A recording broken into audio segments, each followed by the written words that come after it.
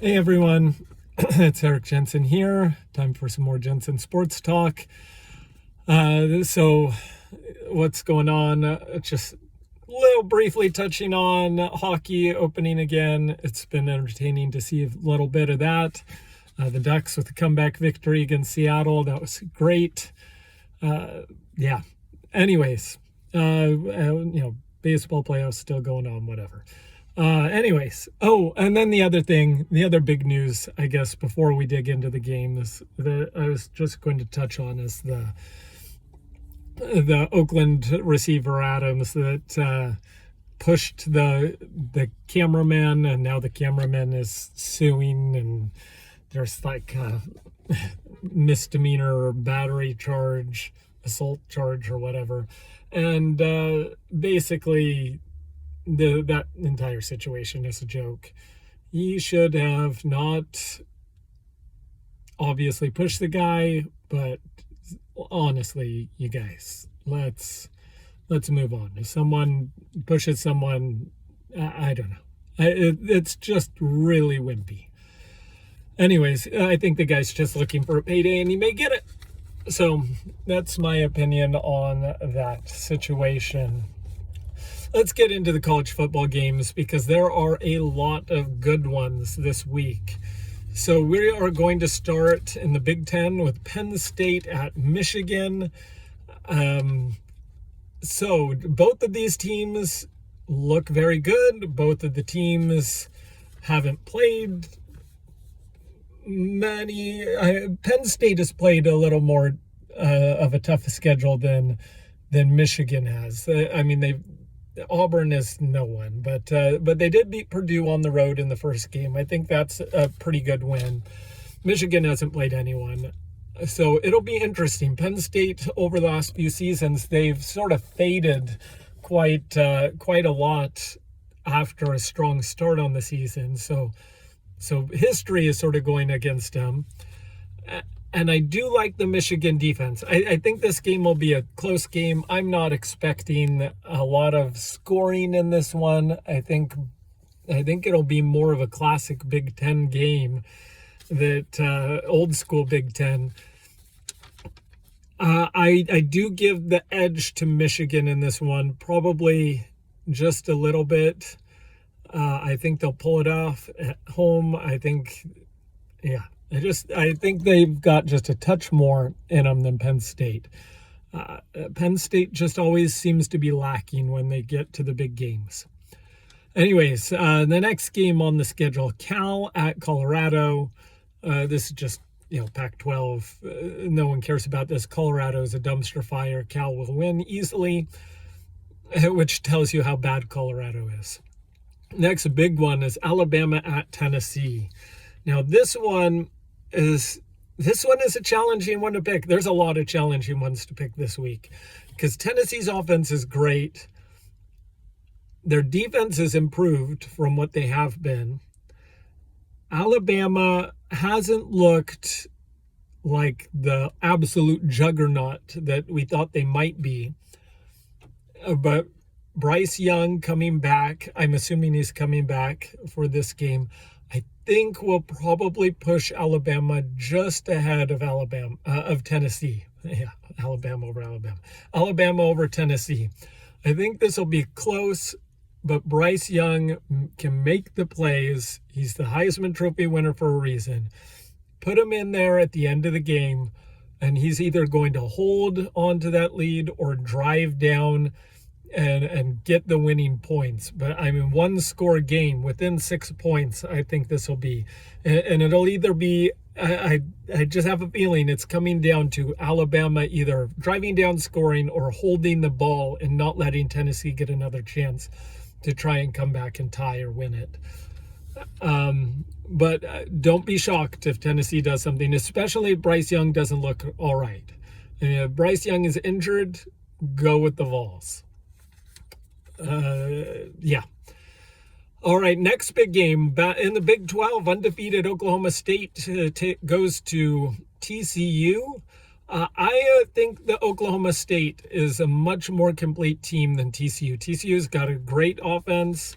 I like TCU a lot. They've been a lot more impressive than I thought they were going to be. But Oklahoma State on both sides of the ball, I think, is just a notch above TCU.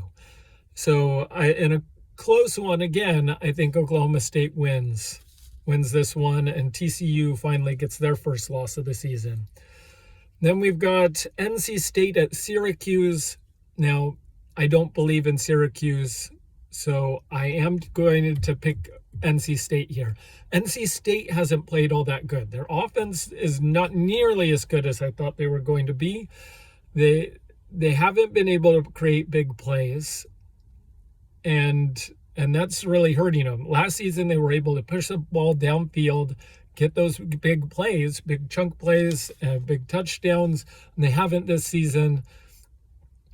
But I don't believe in Syracuse. I think Syracuse is good, not great. I think NC State they're just better than them. And so, yeah, take NC State by about 10. Arkansas at BYU.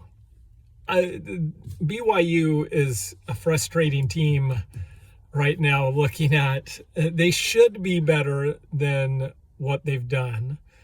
They should not have lost to Notre Dame. They should have won that game. I mean, granted, not the way they played, but they should have played better and won that game.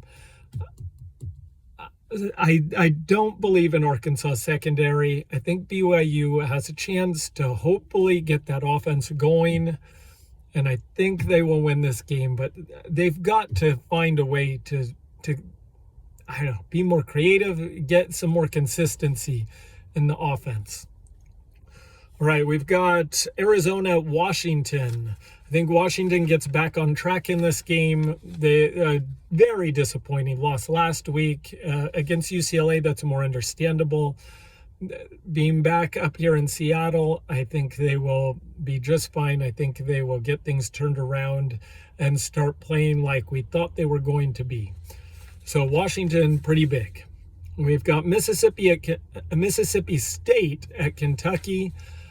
I like Mississippi State in this one. Mississippi State's good. They're good at quarterback. Their defense is good. They're running the ball.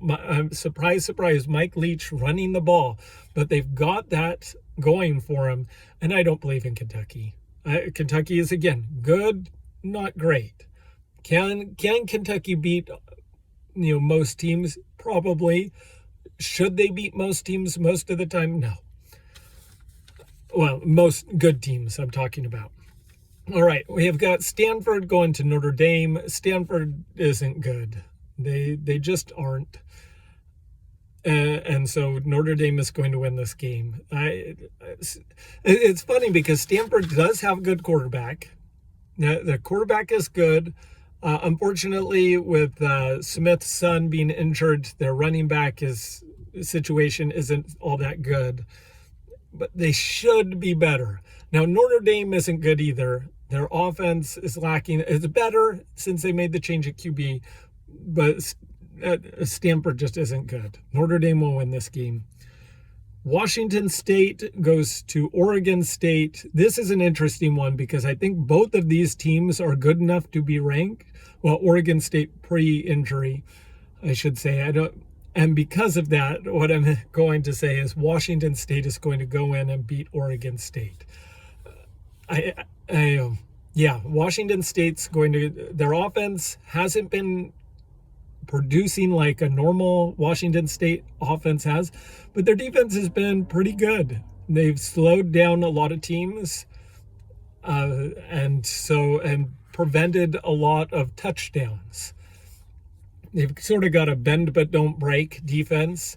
They held USC to 3 field goals in the last game. So I do think it'll be close, but I think the Cougs are going to go on the road in Corvallis and win. And that leads us to the biggest game of the weekend, USC going to Salt Lake City to play the Utes. This one, again, I talked a little bit about it on Tuesday. This one is a tricky one because I'm nervous about it. The offense for USC has not looked great. They've been a little bit out of sync between Caleb Williams and the receivers. The defense is very strange because they get gashed and yet they make big plays and don't give up very many points, especially not in the second half. They're a great second half defense. Having said that, Utah is very good at running the ball. They've got a mobile quarterback in Cam Rising. They can push things, and it's going to be crazy at Rice-Eccles Stadium. So, having said that, this is what we will find out all about USC after this game, whether they're on the path to the playoff or not, and how good they are.